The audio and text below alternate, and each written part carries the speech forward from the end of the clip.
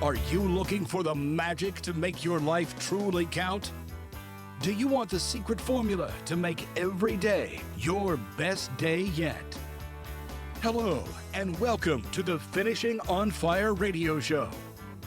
And now, here are your show hosts, Dave Wadsworth and Greg Vance. Hello, everybody. Good to see you again. Well, I guess I can't see you, but I can see Greg. Glad to see you, but I hope you all can hear us. Hey, Dave. Good to see you, too. I'm always happy to help our listeners understand more about life and how to be their best at it. So on today's call, I know we talked about just letting people in behind the scenes a little bit, helping people understand a little bit more about some of the highlights in your book. And so we thought today that, again, the book title is Finishing on Fire, and I'm very envious that you were able to write that. And yeah, the tagline, live your legacy of purpose, passion, and prosperity. I love that. So maybe in a few words, Dave, tell us about what was the big idea that prompted you to write this book? Kind of what was you trying to help people with? I think, Greg, I appreciate you asking that, because I think what happened, I kind of hit a midlife, not really a crisis, but I hit midlife and I started thinking about the years I had behind me and then how many years I had ahead of me. And I thought, you know what? I've had a lot of water go under the bridge, and how am I going to finish strong? And I remember back in my football days in high school and how at the end of practice, we would sprint, and we'd always have to finish strong on those sprints. And I thought, you know, I want to make my life really matter. And I want to, each day, I want to make it count. And so that's really what the book is about, is helping people understand from my experiences and my mistakes and some of the wisdom I've gleaned from the couple thousand books I've read here in the last 4 years, and just say, okay, how can I focus in on what matters and make each and every day the very best day I can make it. And that's what this book is about in a nutshell. It's really pretty awesome, I think, because it's not my ideas, it's a lot of other people's ideas. And then I throw some stuff in on top of it. But Finishing on Fire is about finishing your life and doing it right, and don't just fizzle out, but fire up and really do what needs to be done. Take care of business and enjoy life, but enjoy who you're with, enjoy what you're doing, and just look for the highlights in life and do that every day. And I think if you look at this book and you go through it, you read it, if you just pick out one idea, it will absolutely change your life. And I'm excited about that. So yeah, thanks, Greg. Appreciate that. Yeah, I would agree. I've read it, cover to cover, studied it. And so you did a great job with the book. Lots of good takeaways in there for people. But before we go on, I don't want to let something go by that you just said there a few minutes ago that people may not have caught, they're listening. You said you read how many books in the last few years? Give us that. Actually, if you ask my wife, that's a lie. Okay. She said you listened to those books. I read a lot of paperback or hard copy books. Okay. But forever, and I have this actually in the front of my book, I talk about this. For 55 years of my life, I read a total of 25 books, maybe 25 books. Okay. The last 4 years, I've read over 2,000 books, which is unbelievable. To me, it's like, are you kidding me? There's no way. And actually, what I do, I've discovered Audible, and I download books on Audible and different other sources. But Audible has become my new best friend.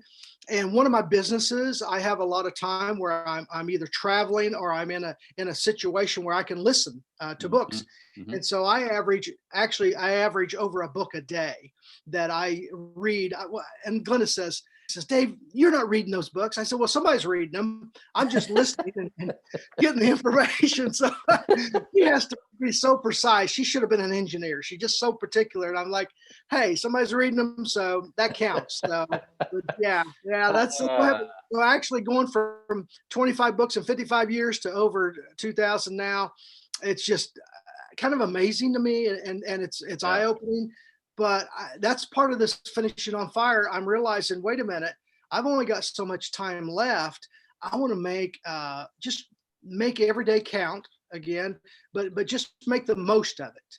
And that's what I want to help people do. I really want them to just have their best life, and just really just wring all the good out of it that they can.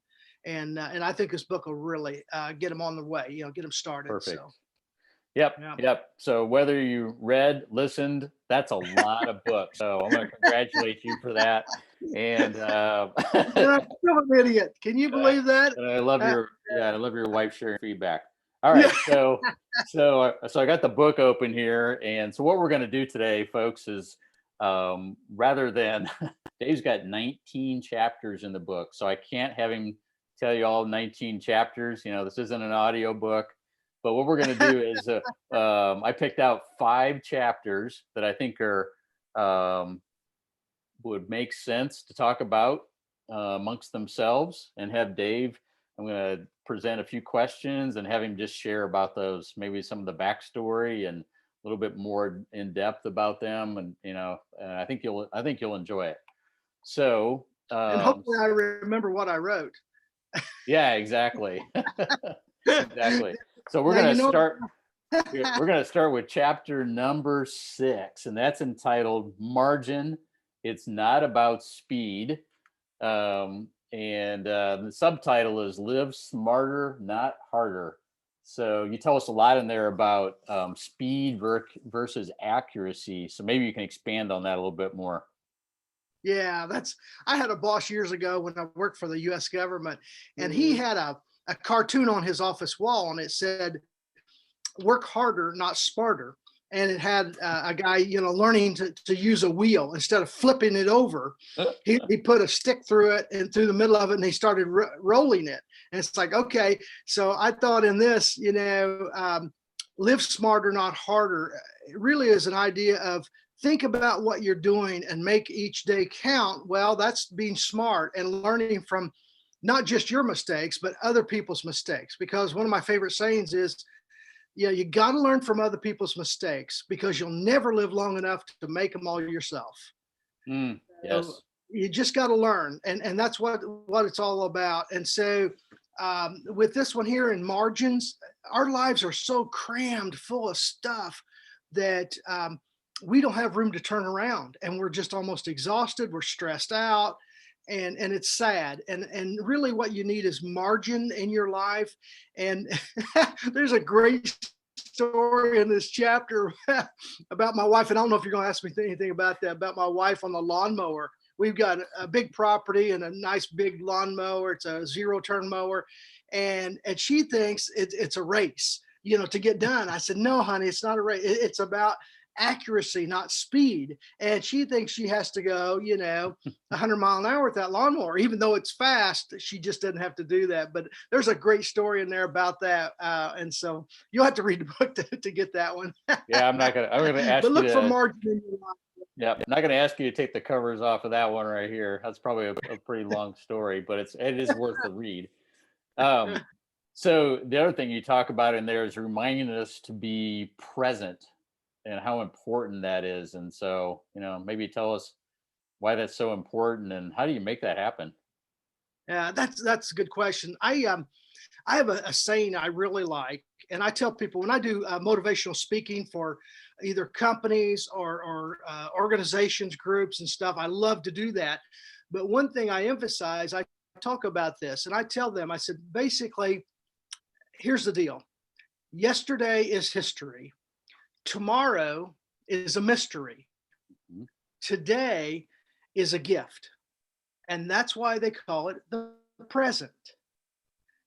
Love so it. my present to you is to tell you to be present in the present. So many days, Greg, we just kind of go through the motions and we're thinking about yesterday. Well, yesterday's gone, it's history. Or Right. We're thinking about tomorrow. Tomorrow's a mystery. It's not here yet. We don't know what's coming tomorrow. Now you need to plan ahead, but today, be present. Be present with who you're with. Okay, so many times I see people, I go to these get-togethers, these parties, and I'm talking to somebody and they're constantly looking over my shoulder to see who else they need to talk to, and maybe they just want to ditch me. I don't know. But the thing is, they're not present. And what I try to tell people is focus on who you're with right now, because that is a gift to be able to be with them and enjoy them to the max, no matter Right. who it is. Really enjoy that opportunity to be with them. That may be the last time you talk to them. You don't know, but be present and be present in what you're doing. Thoroughly enjoy what you're doing. Thoroughly enjoy who you're with. Just thoroughly enjoy the moment. And moment by moment, if you have that joy and enjoyment, it's amazing how that'll change your just your whole countenance. I mean, the way you feel, your Mhm. attitude and everything. If you'll just focus on the present, that will change your life. I'm telling you. Love that. Yeah, yeah.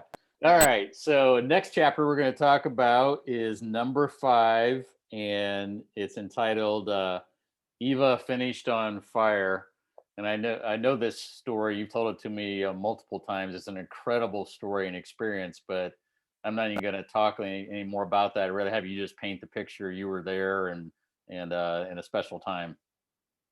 Yeah, very special. I absolutely did not think I would be in Auschwitz, the Nazi death camp. It's actually in Poland, outside of Krakow, Poland. But I had read one of the books I read, and I really love. I truly recommend you read it. Is Viktor Frankl. His book. It's called Man's Search for Meaning. Mhm. Phenomenal book, just great stuff there. But Viktor Frankl was a survivor of Auschwitz.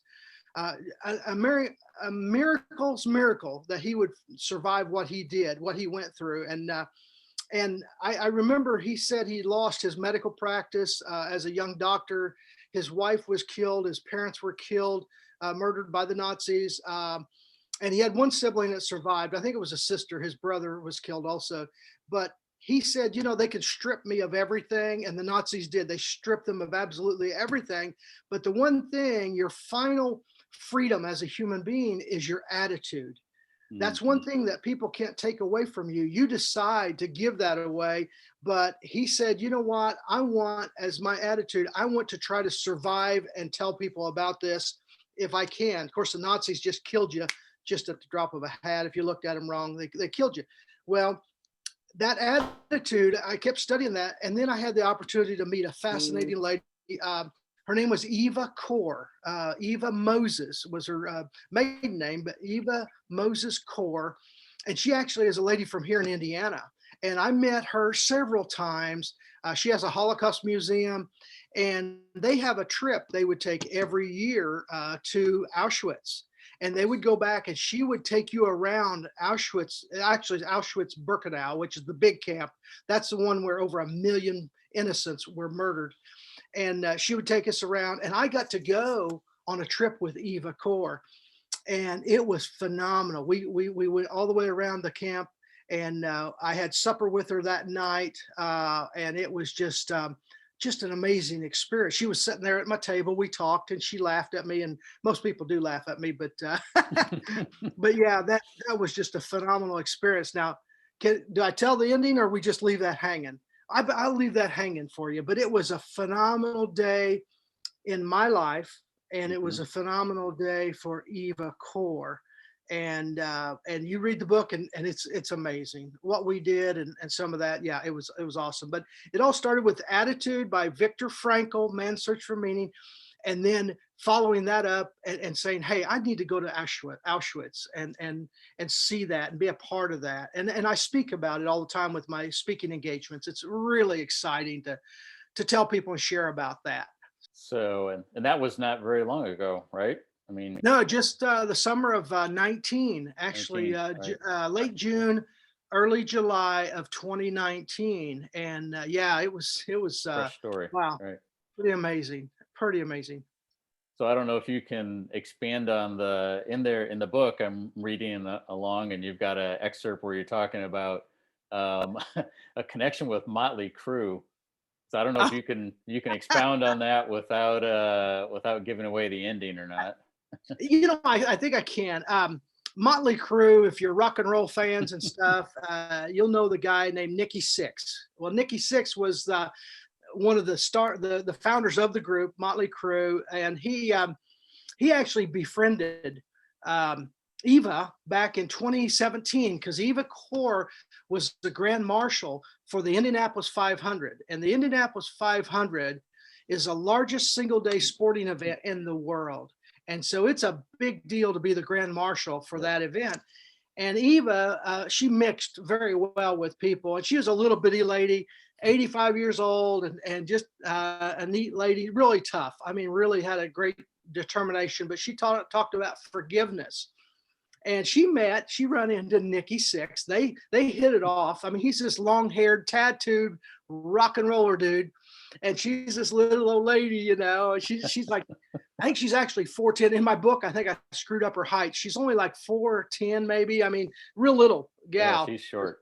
Really spunky. But they hit it off, and they had a relationship. And I remember being with Eva's son, Alex Core, and getting a call from Nikki Sixx out of Los Angeles. And he said how Eva had taught him a lot about forgiveness, and it helped him forgive himself and go through a lot of that stuff. It's really pretty fascinating, but you need to read the book because you'll get the whole story, and it's really good. So yeah, that's kind of neat, really. Yeah, the connections that she made. Yeah. She was known around the world. It was amazing. Yeah, I only met her. Let's see, I think I met her twice, and you're right. I remember now meeting her. She's a feisty, spunky person, kind of petite, but wow, there's a lot packed in there. Oh yeah, a lot of life in her. All right, chapter 10. Chapter 10 is entitled "Dead by Midnight," which sounds like an ominous, thriller book or something. But in there, you tell us about life's stream of endless choices and how small things really matter. So maybe you can expand on that. Tell us a little more about that. Yeah, that one, actually, that came from one of the books I read. Believe it or not, I learned so much by reading these books, and I read such a variety, and that's the cool thing. Anything from health and nutrition to self-improvement to business, marketing, science and nature, sports, all kinds of stuff. But this one author I really love, his name is Og Mandino. He's passed away, and years ago he was actually like the number one author in the world at one point. He had sold more books than anybody. Very inspiring man, and he has a great story. You need to read some of his books. And but one book I read of his, he talked about having an impact on people, and he said do this one thing. And he called it Dead by Midnight. And that's what this chapter is about. And he said, here's what you do. Tomorrow, when you get up, pretend that you have a secret, okay, a big secret.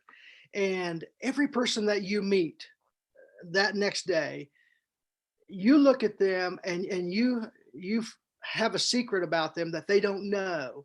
And the secret is that by midnight, they're going to be dead and they're going to die.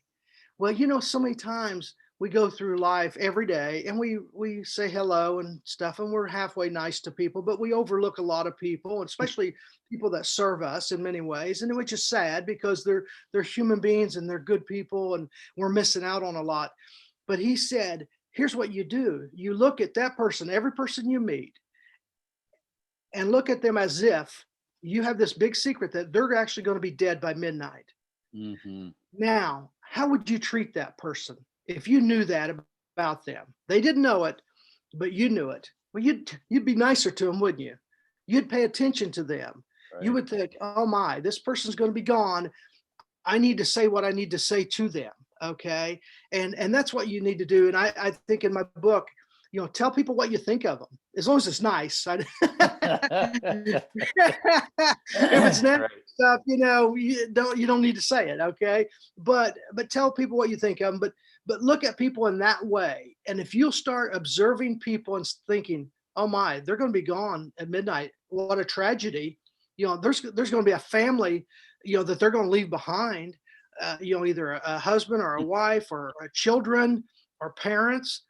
And just think how devastated that family will be that person's gone. Well, how are you going to treat them now? Because their life is really short, just a matter of hours. And so trying to teach people to look at other people in that way is very significant. And I believe if you do that, just try it. It will change your relationships with people, because all of a sudden, when you start treating people in that fashion, they're going to reciprocate, because you treat people nice. You give people a nice big smile, chances are you're going to get a big smile back.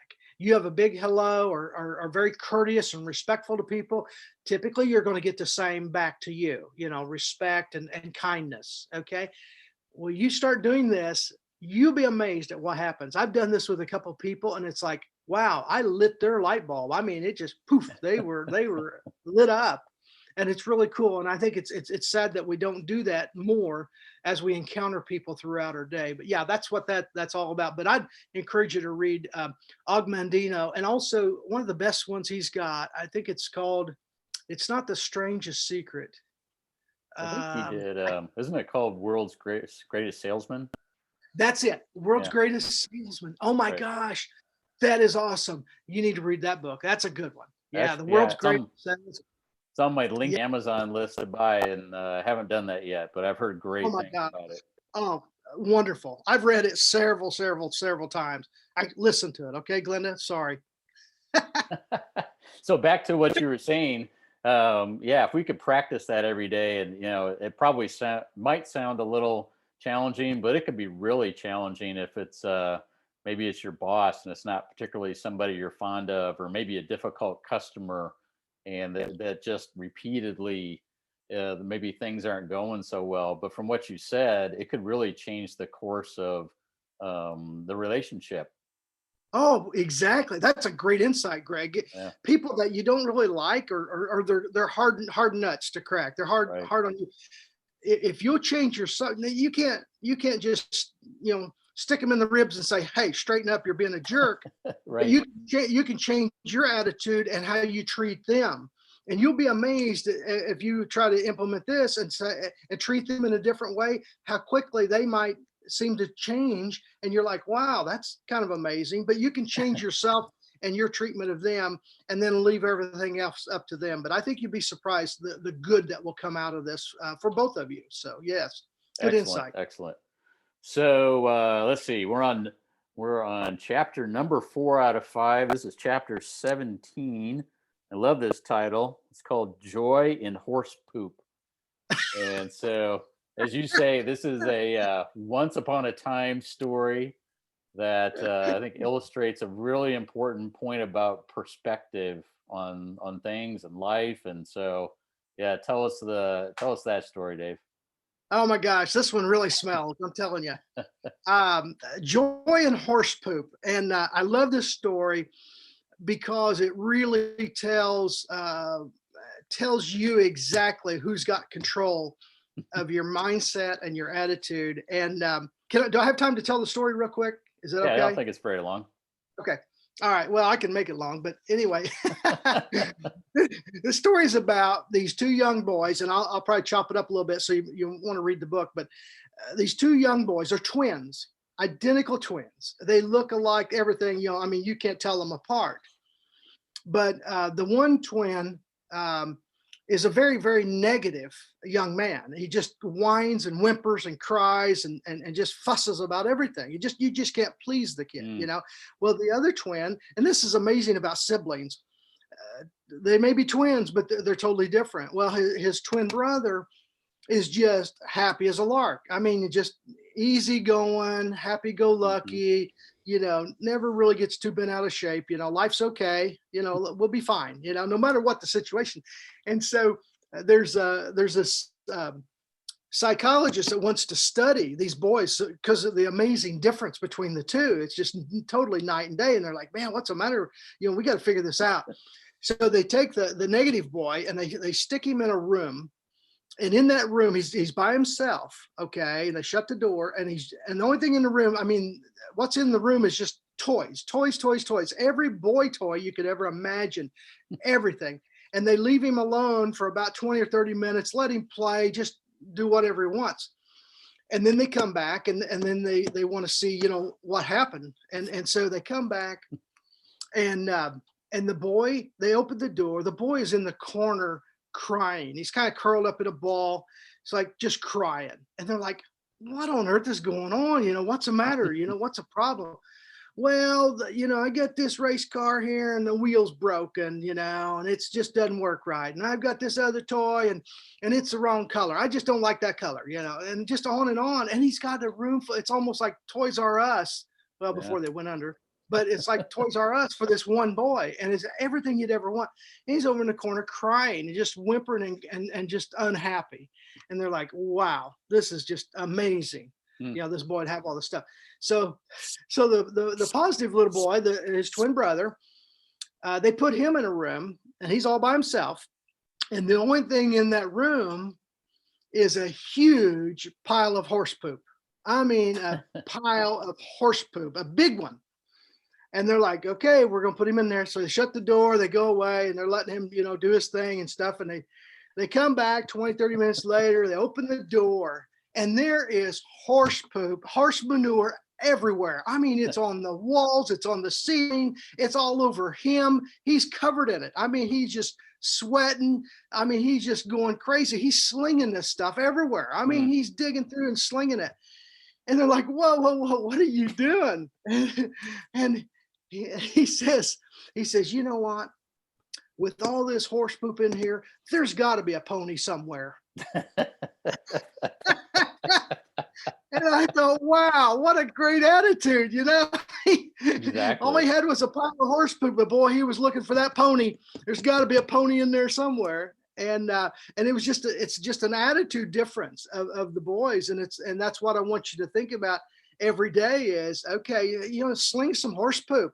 If that's all you got, have fun with it. It may smell a little bit, right. And you may not like the texture, but hey, it is what it is. So just enjoy it and make the best of it, really is what I'm saying. So love that story. So that's so as you said, it's about attitude, and one of the more popular words these days is mindset. But I think what you always say is that it's a choice. Yeah, totally choice. I tell people, and throughout the book, I talk about this. Your entire life is built on choices. In the morning, when you get up, it's just a series of choices. And actually, it's before you get up. You start making choices. You decide, okay, what time am I going to get up? What am I going to wear today? Am I going to, shower, whatever, brush my teeth? What am I going to eat for breakfast? It's just a series of choices. And your life is built upon choices. And you decide every step of the way. And throughout the book, I talk about that. And you decide when you come to a fork in the road. Well, what's the old saying? When you come to the fork in the road, take it. Well, everything you decide whether you go left or right or up or down or sideways, however you want to go. It's choice. It's a choice. And my next book that I'm looking into, I've already had the title for years, but it's called Attitude Before Underwear. Yeah. And that title, it talks about in the morning, the first choice you should make, and the most important choice you should make is not the socks that you're going to wear, not the shirt that you're going to wear, not the underwear that you're going to wear. It's the attitude that you're going to wear for that day. Yes. You need to choose the correct attitude that you're going to put on for that day. Are you going to be a positive person? Or are you going to be an old grouch? Are you going to be somebody that, deals with life and life will be okay? Nobody died, whatever. Or you're going to just be, negative and somebody, an old sourpuss that nobody wants to be around. So it's choices. It really is. It's your whole life. So yeah, good point, Greg. Perfect. So let's see. Selection number 5, the final one. This is number 9, chapter number 9, Purge the Poison. So a couple of things you talk about, are we go through life collecting regrets, kind of like the things we should have, the things we should not have, the things we missed out on. and you help us remember the reality of baggage, as you call it, your invisible baggage. So, Yeah. tell us about how that it just impacts us and what we can do about it. Yeah. And Greg, thanks for asking that, because I kind of forgot about some of that chapter, but it goes back a lot to Eva Core Yeah. and what she taught me. And I wear her bracelet all the time. It's called, it says never give up. And it said forgive. And she had to forgive the Nazis for what they did. Of course, they murdered her mom and dad. They murdered her two older sisters. And her sister Miriam, they survived because they were twins. And Dr. Death, Dr. Joseph Mengele, they call him Dr. Death, he experimented on the twins, okay? Experimented on others too, but twins. And she was a 10-year-old girl, her and her sister, and they did some horrible experiments on twins. And so she survived the Holocaust, and the very few did survive. Out of a million, some they killed, only a few thousand actually came out of there alive. But she talked about how she had to forgive the Nazis and forgive what they had done for her to really live her life fully, to be able to have the best life possible. She had to get that out of her system. And of course, being of the Jewish, the Jewish faith, but also the Jewish race, Jewish people, they're thinking on forgiveness. You have to have someone that comes to you that has wronged you and says, hey, I'm sorry, please forgive me, and have that exchange. Well, most of these people were already dead, and so she couldn't do that. There were a few still alive, but she knew that she had to get that out of her system. And so she actually wrote a letter to one of the doctors there in Auschwitz and met him and gave him a letter and forgave him and the Nazis. And she caught a lot of grief over this from the Jewish community, because they said, nope, you can't forgive them, and what they did is unforgivable. And in most people's mind, it is unforgivable. I mean, what they did is, I still can't get my mind around it, after walking those hundreds of acres of a murder factory. And it was, and what went on there, it's all there. The evidence is all there. And it's hard to get it out of your mind, but you can't understand that thinking. But what I learned from Eva was this, okay? And I heard this once a few years ago, a great speaker said, when you have anger and hatred and bitterness and unforgiveness and all this animosity in you, okay, inside you, it only corrodes the vessel that carries it. Mm-hmm. Okay, it only hurts yourself, you. So you need to purge that. It's poison. It's poison in your body. Okay. So every day you're carrying that anger inside of you. You're carrying that hatred, that bitterness. And it hurts you. It's not hurting the other people or whoever wronged you, because a lot of times people don't even realize they wronged you, or they don't really care, but it's ruining your life. And so you've got to purge that poison out of your body. You got to puke it up. I mean, just get it out of there. Mm-hmm. And sometimes it's a long process. It's very difficult. But if you want to live, if you want to finish on fire, if you want to live every day and make it your best day, you've got to purge that poison out of your heart, out of your soul. Just get it out of your body and just be done with it. And I'm not saying, forgive and forget, because I guarantee you, I have a great memory on people that have wronged me, especially if they wronged my mom or my wife or my kids. I don't know that I'll ever forget that, but I go through the process of forgiving.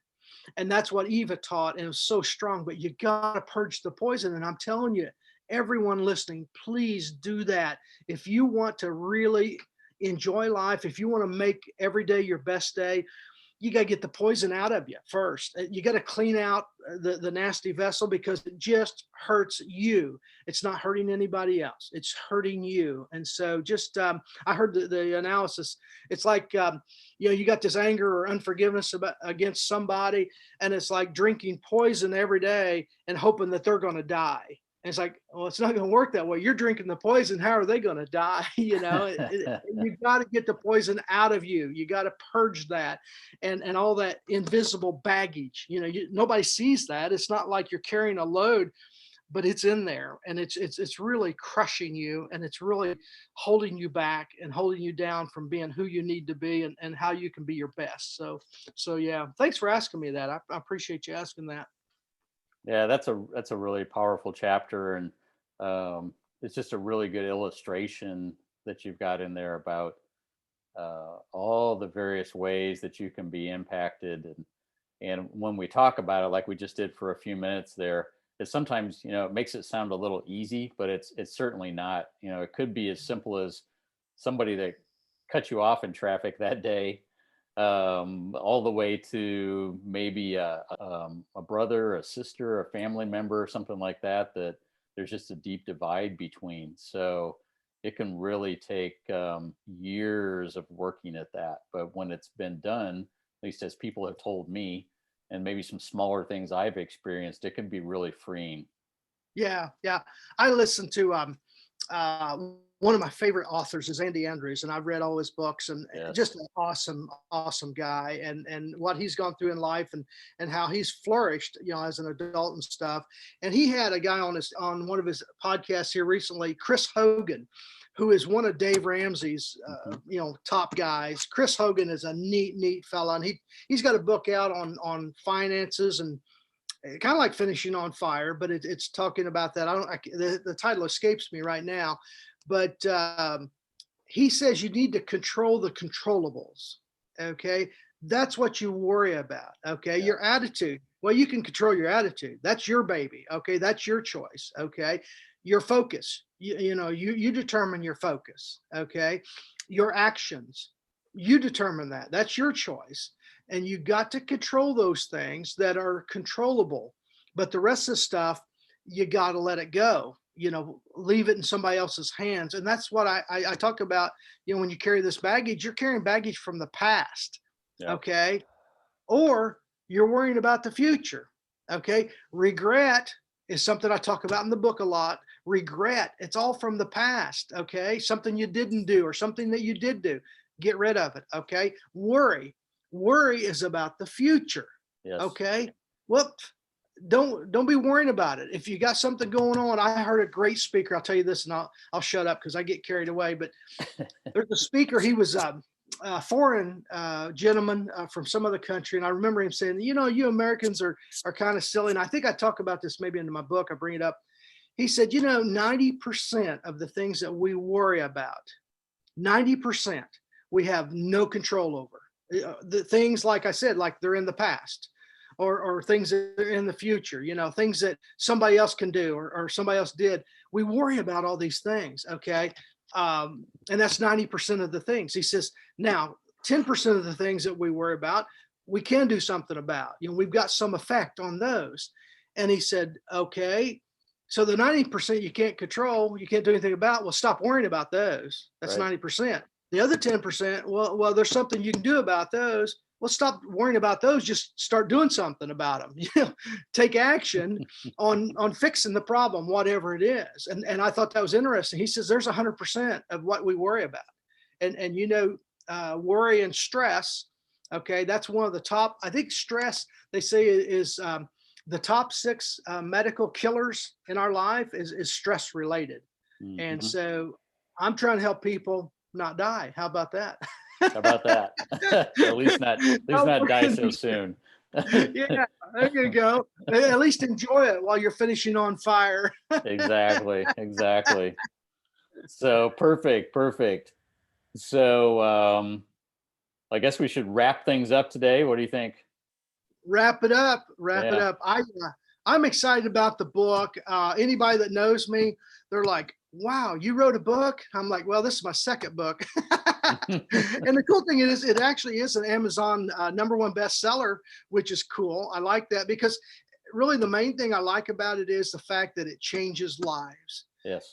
It helps people see issues that I've gone through, or I've brought in the book, and I've shown them, and they're like, you know what, that will help me. And so that's really what I want. I want to help as many people as I can. And so, hopefully they'll get a copy, they'll read this, and it'll change their life. Because I've heard a lot of feedback from people, and it's really done some neat things in their lives. They've tried a few of these principles that I've talked about, and they're like, wow, that's pretty cool. So Yep. that's fun. So Yeah. yeah, that's So about all I got. What do you say, Greg? yeah, so I'd say, folks, if you like what you heard today, stay tuned for future episodes. We're gonna unpack the book some more, and And just kind of discuss and relate some of our own personal things that have happened in our lives, and how we kind of hopefully try and live these things out. yeah, do our best. And again, the book, it's by me, Dave Wadsworth, WADSWORTH. It's called Finishing on Fire. Mhm. Finishing on Fire, and the subtitle is Live Your Legacy of Purpose, Passion, and Prosperity. And if that's what you want in your life, I highly recommend it, because I think it'll do you a lot of good. I really do. Absolutely. Well, Dave, thanks for today's discussion, and we'll pick things up on the next episode. Thank you for listening to the Finishing on Fire radio show. Be sure to visit finishingonfire.com for more great content. Go light your world.